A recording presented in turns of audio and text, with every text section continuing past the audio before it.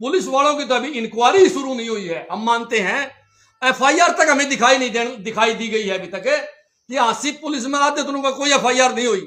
अगर एफआईआर को ऑनलाइन क्यों नहीं करना है, सबसे बड़ा सवाल ये है। और जो निर्दोष है, जो मजदूरी करने वाला आदमी है, जिसने इतने बड़े कांड का पर्दाफाश कराया बबलू, उसको जेल में पुलिस ने तो डाल दिया। एफआईआर बाद में दर्ज करी, उठा के पहले ले आई उसको। देख लो कितनी तानाशाही है पुलिस की, कितनी गुंडागर्दी है। इस लड़के का फोन भी पुलिस साथ में छीन के ले गई थी। ये तो मदद करने वाला है। अब तो मना इस बात का भी खतरा है कि जो बबलू की मदद करने लग रहा है उसको भी कभी ये आसिफ पुलिस टटलू गैंग न बना दे, इस बात का भी हमें खतरा है। लेकिन मैं पुलिस प्रशासन को चेताना चाहूं, बीजेपी साहब ने एफआईआर भी करवा दी, कई अधिकारी निलंबित भी हो गए, इनके बाकी रह गए। देखो अभी तक काम पूर्ण रूप से नहीं हुआ है। आसिफ पुलिस ने जो टटलू गैंग बनाई है उसी का खुलासा करना आज मैं आया हूं। इसका मतलब पुलिस मनमा उसको टटलू बना देगी, मनमा होगी उसको अपराधी बना देगी। आज उसका सबूत के साथ खुलासा करूंगा। मैं आपके सामने मैं वीडियो पेश करूंगा और एक रिकॉर्डिंग पेश करूंगा जो साबित करेंगी कि वह मूर्ति सोने की थी और उस मूर्ति में तक काट के चेक करा था, जिसका सर्टिफिकेट भी हमारे पास है। वह मूर्ति की फोटो और वीडियो भी हमारे पास है, जो मैंने पहले वायदा करा था वीडियो दिखाऊंगा। आज वीडियो दिखाऊंगा, सुनार और सारे मिलके उसको काटने लग रहे हैं और उसी का टुकड़ा चेक करा। जबकि एसपी साहब कह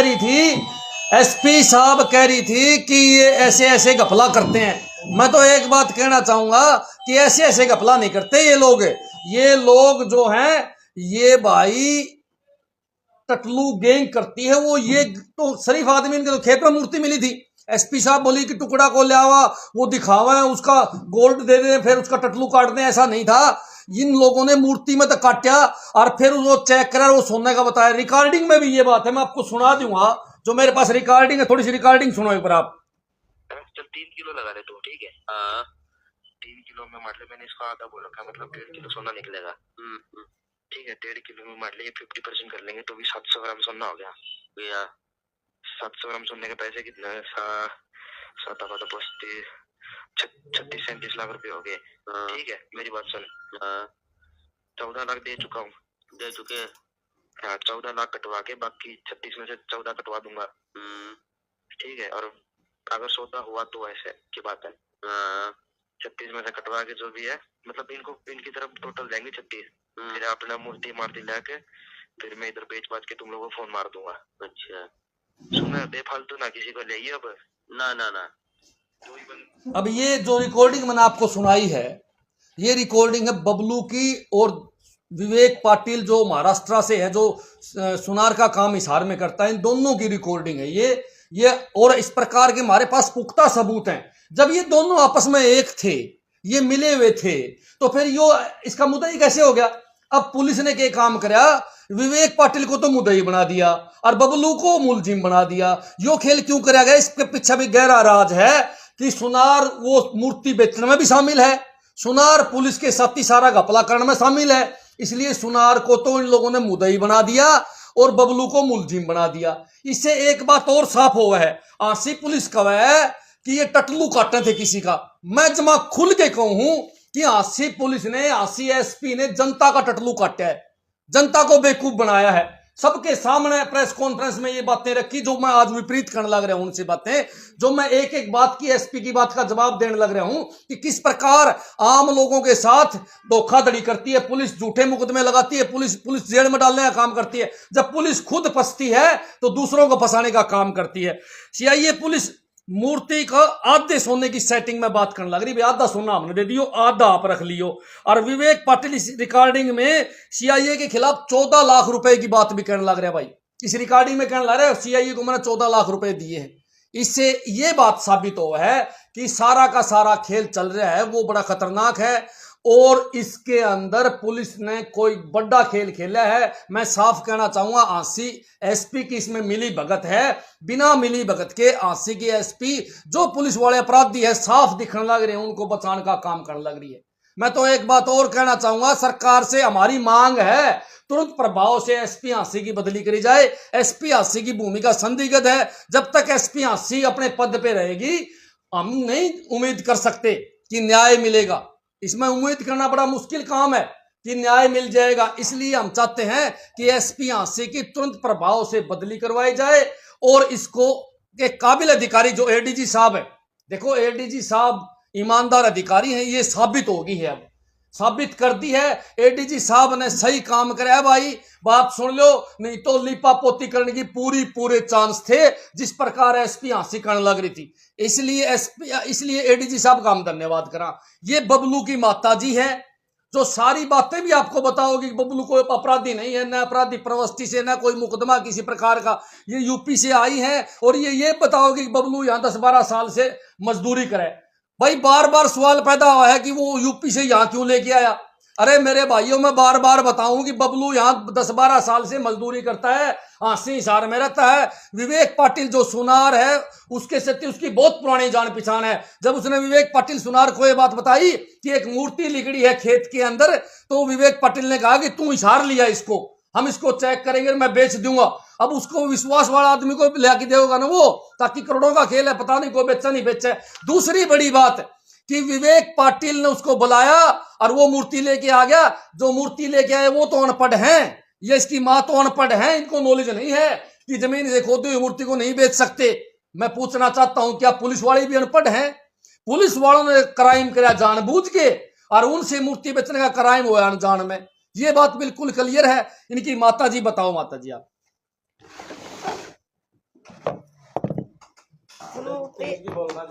जोर से बोल दो। यूपी से आए हैं। एक सेकंड बोलो।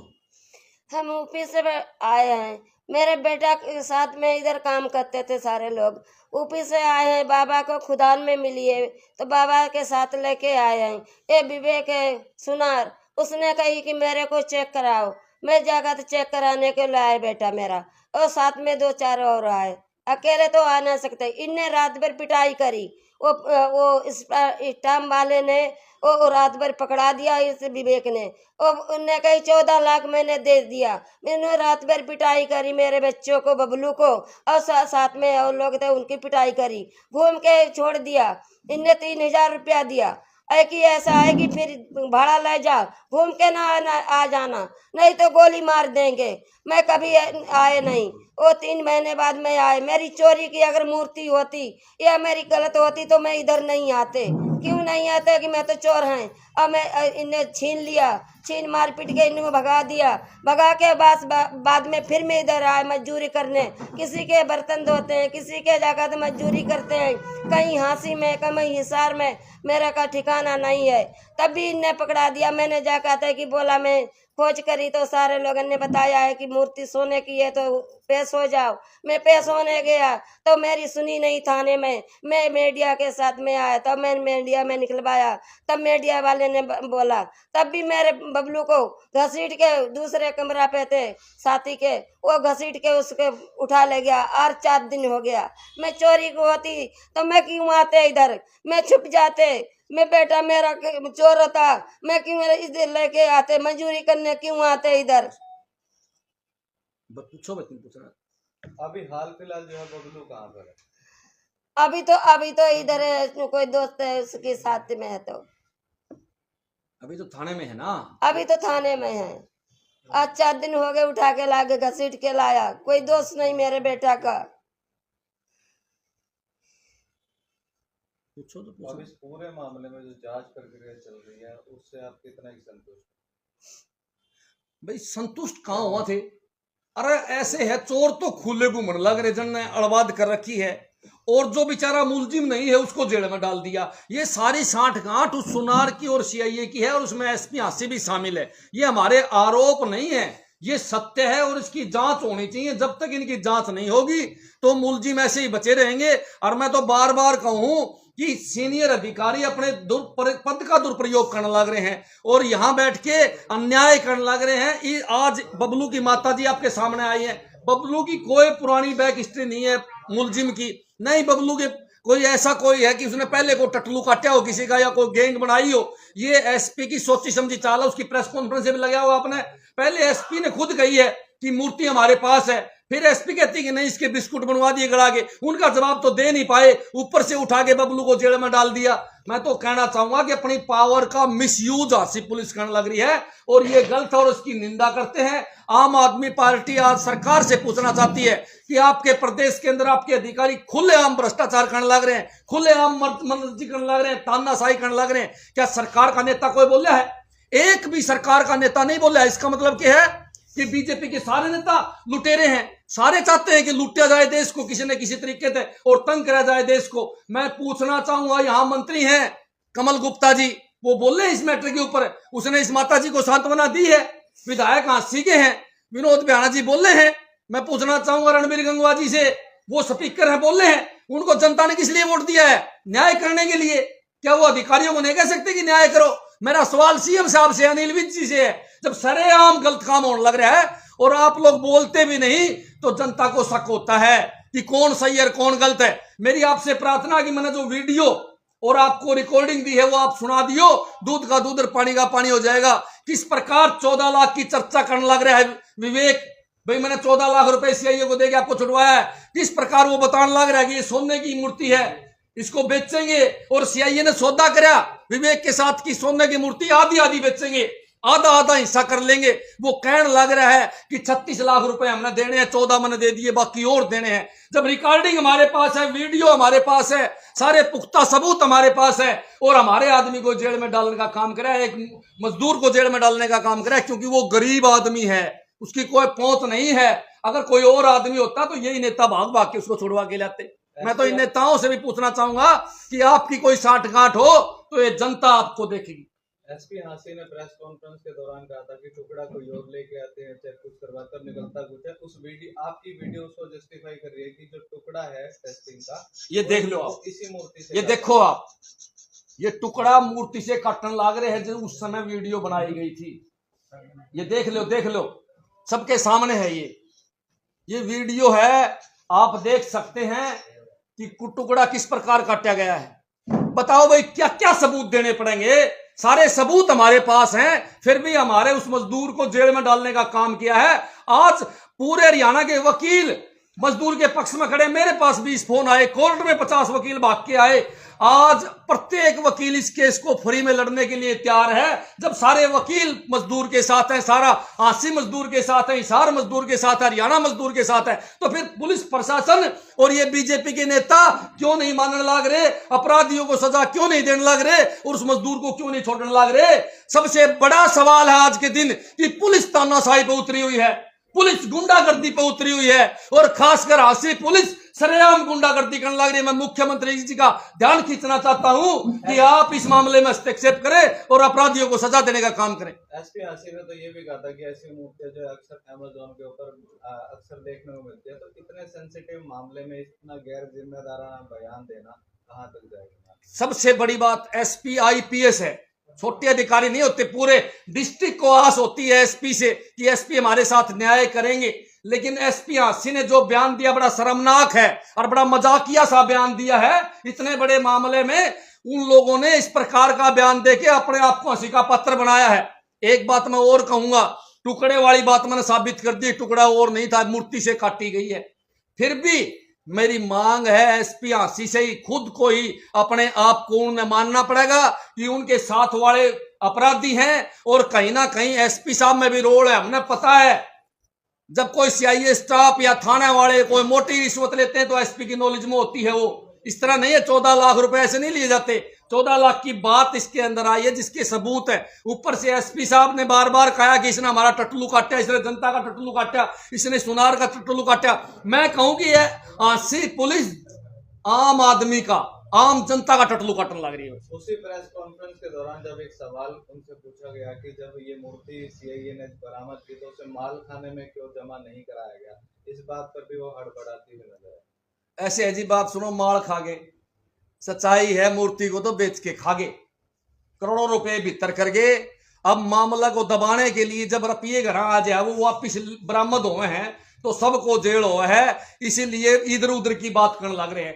कानून के सारे खिलाफ मैं पढ़ू था अखबार में, किसी भी लैब टेस्टिंग वाले को ये पावर है ही नहीं। पहली बात, 79% का गोल्ड का सर्टिफिकेट हमारे पास भी है, मैं आपने बताऊं। ये भी अलाउड नहीं है। एसपी साहिबान ने जो सर्टिफिकेट बना रखे हैं वो अलाउड नहीं है। ये सच्चाई है। ये मूर्ति पुरातत्व विभाग को देनी चाहिए थी। हम बार बार कहने लग रहे हैं कानूनी राय ले और उसके अंदर चाहे एसपी शामिल हो चाहे कोई भी शामिल हो, सब पर कार्रवाई होनी चाहिए। हमारी तो अनिल विज जी से मांग है, अगर नाम मात्र भी ईमानदारी आप लोगों में है, बीजेपी के नेताओं में है, तो इनके ऊपर कार्रवाई 100% होनी चाहिए। अगर कार्रवाई नहीं करेंगे तो हरियाणा प्रदेश की जनता का विश्वास पुलिस प्रशासन से उठ जाएगा और इस बीजेपी सरकार से उठ जाएगा। दबी जवान में तो एक बात ये भी निकल कर आ रही है कि मूर्ति को तो कहीं और कर दिया गया, किसी और धातु के बिस्कुट बना के सामने पेश कर दिया। ये सच्चाई हो सकता है, क्योंकि जब इन लोगों ने ये बता सकते हैं कि अमेजोन पे ऐसी मूर्तियां पड़ी हैं, तो हो सकता है अमेजोन से मूर्ति खरीद ले आई हो पुलिस और वह मूर्ति सोने की हो, क्योंकि रिकॉर्डिंग जो है उसमें साफ बात होने लग रही है कि मूर्ति सोने की है। विवेक पाटिल कहने लग रहे हैं मूर्ति सोने की है। विवेक पाटिल ने खुद साथ मिलके मूर्ति का कोना काटा है और फिर वो चेक करे है लैब में, फिर वो 80% गोल्ड आया उसके अंदर। इसका मतलब क्या है, 3.5 किलो सोने की मूर्ति दिखाई गई है। हमें लगता है, हमें शक है इस बात का कि हो सकता है सोने की मूर्ति बेच दी हो और ये बिस्किट अमेजोन से कोई मूर्ति लेके उसके बनवा के रख दी हो। ये भी एक बहुत बड़ा घोटाला हो सकता है। इसकी भी जांच की हम गुंजाइश करेंगे एडीजी साहब से। जो ईमानदार अधिकारी ईमानदारी से अगर जांच करेगा और अगर कोई नेता शामिल है तो उनको हो सकता है रोक दे, एडीजी को भी रोक सकता है कोई नेता अगर कोई इसके अंदर शामिल है। अगर इस केस को क्लियर नहीं करा गया तो इसकी अगर कोई जिम्मेवार होगी तो बीजेपी सरकार होगी, बीजेपी के नेता होंगे, मुख्यमंत्री स्वयं होंगे, अनिल विज जी होंगे और यहाँ के लोकल नेता होंगे जो दबाव बनवा के इस मामले को दबा सकते हैं। अगला कदम क्या रहेगा? अगला कदम यही है, हमारा पहला कदम यही है कि हम उसको छुड़वाएं।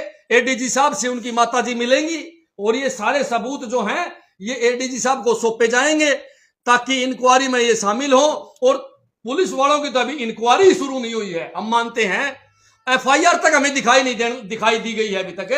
ये आसिफ पुलिस में आते दोनों का कोई एफआईआर नहीं हुई। अगर एफआईआर को ऑनलाइन क्यों नहीं करना है, सबसे बड़ा सवाल ये है।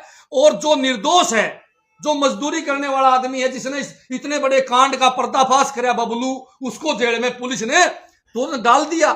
एफआईआर बाद में दर्ज करी, उठा के पहले ले आई उसको। देख लो कितनी तानाशाही है पुलिस की, कितनी गुंडागर्दी है। इस लड़के का फोन भी पुलिस साथ में छीन के ले गई थी। ये तो मदद करने वाला है। अब तो मना इस बात का भी खतरा है कि जो बबलू की मदद करने लग रहा है उसको भी कभी ये आसिफ पुलिस टटलू गैंग न बना दे, इस बात का भी हमें खतरा है। लेकिन मैं पुलिस प्रशासन को चेताना चाहूं, बीजेपी सरकार को चेताना चाहूं कि सारी उम्र कुर्सियां नहीं रहनी। समय बदलेगा, लोग आप में बदलाव ले आएंगे और जनता का राज होगा, तब आपकी इंक्वायरी सभी की होगी। साहब ध्यान रखना, जो बात आपने कही है अगला नंबर आपका ही होगा, किसी का भी हो सकता है, कोई बात नहीं। देखो सच्चाई की लड़ाई लड़ना हमारा फर्ज है, वो लड़ेंगे भाई।